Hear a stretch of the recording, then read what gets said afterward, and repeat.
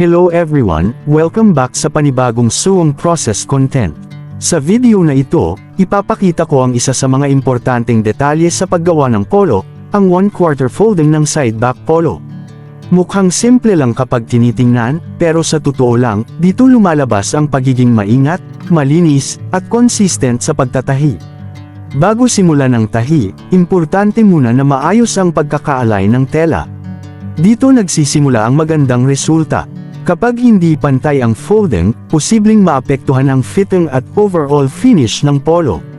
Habang tumatakbo ang makina, mapapansin ninyo na bawat galaw ng kamay ay may control. Hindi pwedeng minamadali dahil ang goal natin ay malinis at pantay ang fold mula simula hanggang dulo. Sa part na ito ng proseso, kailangan ng tamang pressure sa paghawak ng tela. Hindi sobrang higpit at hindi rin sobrang luwag para tuloy-tuloy ang daloy sa makina.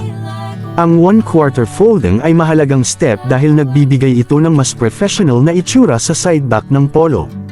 Ito ang isa sa mga detalye na minsan hindi napapansin ng iba, pero malaking bagay pagdating sa quality ng damit. Kapag maayos ang folding, mas maganda ang bagsak ng tela at mas malinis tingnan ang tahi kahit baliktarin pa ang damit. Isa rin sa mga natutunan ko sa pananahi ay hindi laging bilis ang sukatan ng galing. Madalas, ang consistency at attention sa detalye ang talagang nagpapaganda ng output.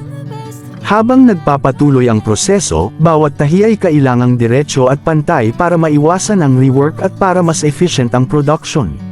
Sa likod ng bawat natatapos na polo, maraming maliliit na hakbang ang ginagawa.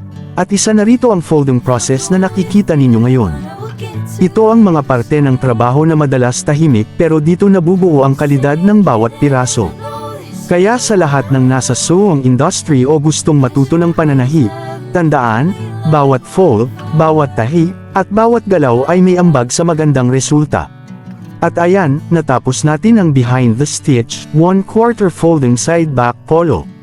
Kung nagustuhan ninyo ang ganitong klase ng content at gusto ninyo pa ng mas maraming sewing process videos, huwag kalimutang mag-like, mag-comment, at mag-subscribe.